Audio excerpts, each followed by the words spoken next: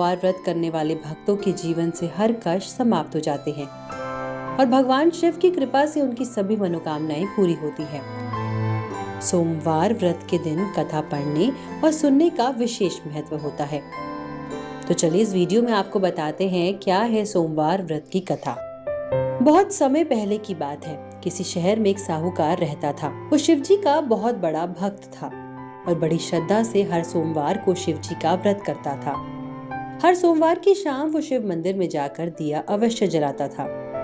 उसकी अपार भक्ति को देख पार्वती माता बहुत प्रसन्न हुई और शिव जी से बोली कि ये साहूकार जिस मनोकामना से आपकी पूजा करता है उसे अवश्य पूरा करें।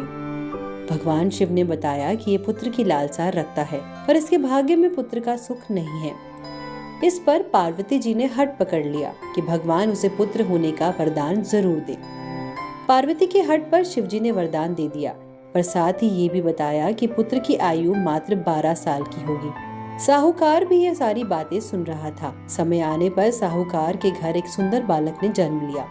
जब बालक 11 वर्ष का हुआ तो साहूकार ने लड़के के मामा को बुलाकर बहुत सा धन देते हुए कहा कि मेरे बेटे को अध्ययन के लिए काशी ले जाओ और रास्ते में जहाँ भी रुको यज्ञ और ब्राह्मण भोजन करवाते हुए जाना। मामा भांजा उनकी आज्ञा का पालन करते हुए चल पड़े। रास्ते में एक शहर पड़ा जहाँ राजकुमारी की शादी हो रही थी पर उसका दूल्हा काड़ा था। दूल्हे का पिता बात खुल जाने पर रिश्ता टूट जाने के डर से परेशान था। साहूकार के सुंदर बेटे को देख उसने एक योजना बनाई और अपने बेटे के स्थान पर उसे दूल्हा बनाकर भेज दिया। शादी हो जाने पर उसने साहूकार के बेटे को बहुत सारा धन देकर विदा कर दिया। पर जाने से पहले साहूकार का बेटा राजकुमारी की चुनरी पर लिख गया था कि तुम्हारी शादी राजा के बेटे से नहीं मुझसे हुई है और मैं अध्ययन करने काशी जा रहा हूँ। मैं वही हूँ जो हर शहर में यज्ञ और ब्राह्मण भोज करवाता हूँ।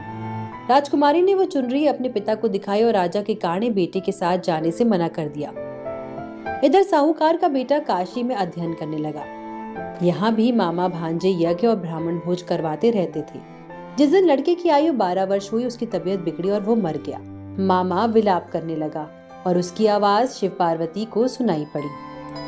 जब पार्वती ने देखा कि ये तो वही साहूकार का बेटा है तो वो वापस हट करने लगी कि ये भी आपका भक्त है, इसे जीवन दान दे नहीं तो इसके माता पिता तड़प तड़प कर मर जाएंगे। शिवजी ने उसे वापस जीवित कर दिया।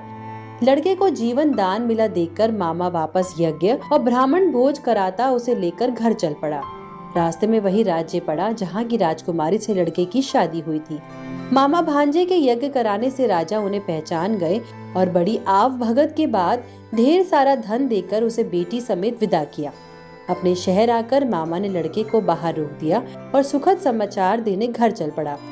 घर आकर उसने देखा कि उसके बहन जीजा छत पर इस संकल्प के साथ बैठे हैं कि बेटा जीवित ना लौटा तो वहीं से कूदकर जान दे देंगे। मामा ने दोनों को पूरा हाल सुनाया। बेटे के साथ लक्ष्मी स्वरूपा बहू पाकर साहूकार और उसकी पत्नी अत्यंत प्रसन्न हुए और जीवन पर्यंत परिवार समेत सोमवार का व्रत कर सुख पाते रहे।